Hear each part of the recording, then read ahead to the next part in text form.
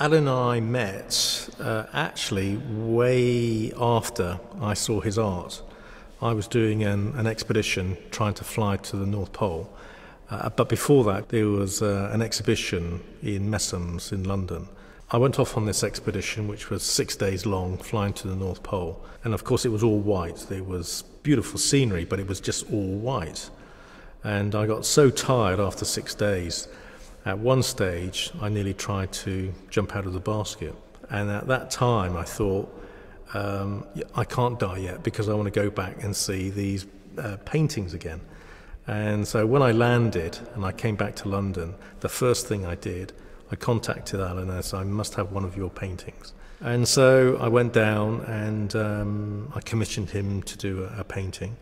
And then I did another trip some years later across the Atlantic. And in the end, there was a few technical problems and I cut a lot of tanks away and finally came right over the tip of Ireland.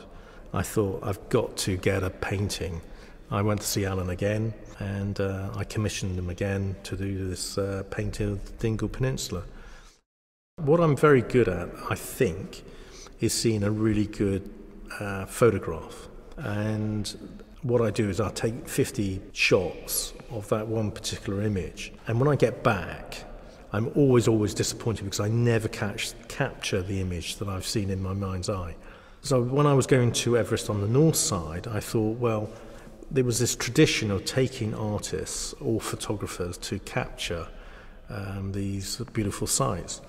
And I thought, well, why not take Alan as the expedition artist? So we had a fantastic trip, absolutely fantastic. We got to Kathmandu, saw the sights with him, then we went across Friendship Bridge all the way up to Everest Base Camp. And we were there for probably 3 days. And he taught me to look at it in a completely different way, looking at the lights all the way through the day, looking at different angles. And I do see that mountain in a completely different experience, I think, after Alan took me. And I have to say, and I'm slightly obviously biased, but I think his Everest paintings are magnificent. And for me, as a personal friend of his, it makes me very proud to know him.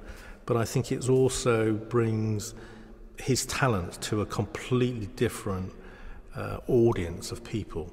And I'm really delighted that people have, they're so positive about the whole, not just the Everest paintings, but all of his work. It's really fantastic to see.